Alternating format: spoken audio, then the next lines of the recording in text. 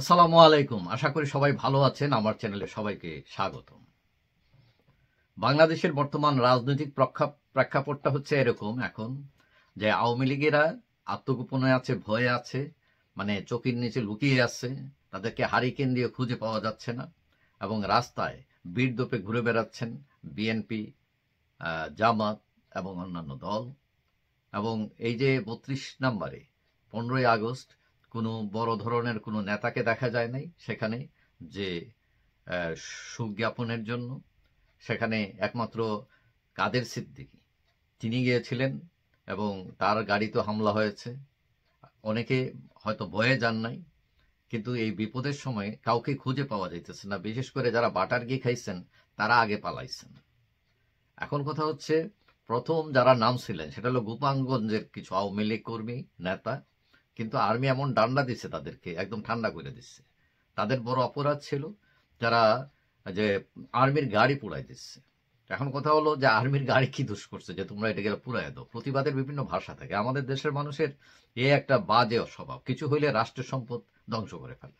মানে এটা একটা যে ভাঙছে, একটা গাড়ি সারা জীবনে সে কিনতে পারবে না, তারই ক্ষমতাই নেই, কিন্তু সে গাড়ি পোড়ায় দিচ্ছে। তো তুমি খুব ঝাড়ার তো অনেক জায়গা আছে। তো আর্মি আর সরকারি চাকরি করে এবং এই গাড়ি রাষ্ট্র সম্পদ, এগুলো তুমি পোড়াবো কেন? তো যাই হোক, এমন ডান্ডা দিচ্ছে, একদম ঠান্ডা করে দিচ্ছে তারা।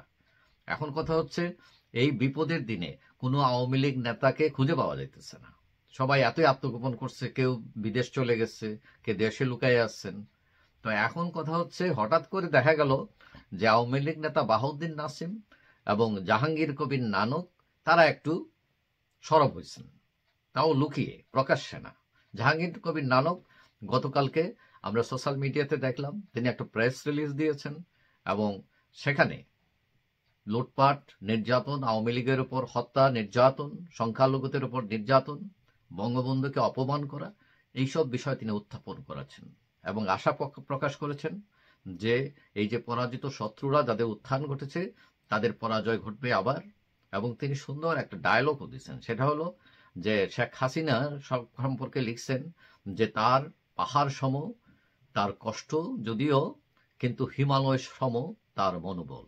তিনি ফিরে আসবেন এবং আশা প্রকাশ করেছেন যে আধার একদিন কেটে যাবে। এখন কথা হচ্ছে যে আধার কাটতে হলে কি লাগে? আধার কাটতে হলে আলো দরকার। এখন এই আলোটা কিভাবে আসে? আলো আসতে হলে পাপকে মোচন করতে হয়, ভুলকে মোচন করতে হয়। এগুলো মোচন করলে তখন স্নিগ্ধতা পাখা মেলে, সবুজ অবারিত হয়। এখন এই যে পাপ ভুল, এগুলো আগে মূল্যায়ন করা দরকার যে আমরা কোথায় ভুল করেছি। কেউই ফেরেশতা না, রাজনীতিতে সবারই কম বেশি ভুল আছে। কিন্তু আমাদের দেশের রাজনীতির সমস্যা হলো কি, সবাই নিজেকে ঈশ্বর মনে করে। সবাই মনে করে যে আমি সেরা, আমার কোনো ভুল নাই। এই যে আওয়ামী লীগ এত উন্নয়ন করার পরও এখন চকির নিচে গিয়ে স্থান নিতে হলো কেন? চকির তলায় মানে ভুল কি কি করেছি এগুলো নিজেরা মূল্যায়ন করে, আত্মশুদ্ধি। যেমন হত্যা, লুটপাট, কণ্ঠরোধ, এগুলো বিবেচনা করতে হবে। কারণ সাধারণ মানুষ কিন্তু বোকা না, তারা বুঝতে পারে যে কোনটা ঠিক কোনটা ভুল।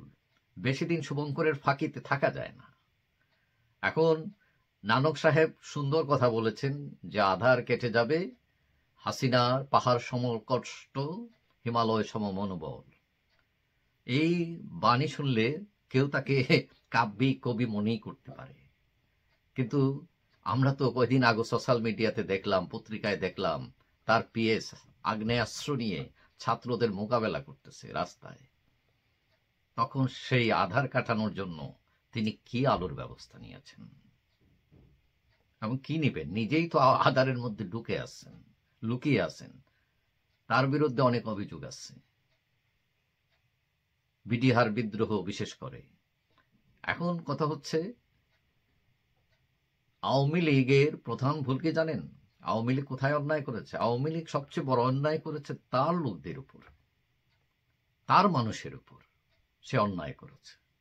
কিরকম? আজকেই রাজশাহী বিশ্ববিদ্যালয় এক ছাত্র নেতা আমাকে জানালেন যে তার উপর 4টা কেস আছে এবং তাকে তার প্রতিপক্ষরা এতই মারধর করছে যে তিনি এখনো হাঁটতে পারেন না।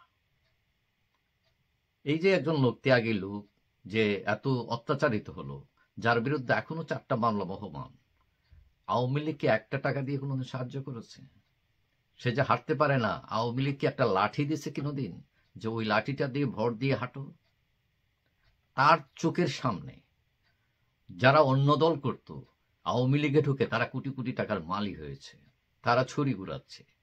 ওইসব হাইব্রিডদেরকে প্রশ্রয় দিয়ে, এমপি বানিয়ে, বদিমার্কা লোকদের দিয়ে রাজনীতি করে যদি আপনি বড় বড় ডায়লগ দেন এবং নিজের দলের ত্যাগী নেতাদেরকে ডাস্টবিনে ফেলে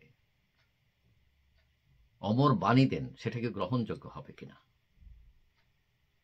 এখন কথা হচ্ছে, দিন বদলে গেছে, ওই পুরান স্টাইলে রাজনীতি বাদ দিতে হবে। আওয়ামী লীগ এদেশের স্বাধীনতা যুদ্ধের, মহান স্বাধীনতা যুদ্ধের নেতৃত্বকারী দল, এখনো এদেশের কোটি কোটি মানুষ তার সাপোর্টার।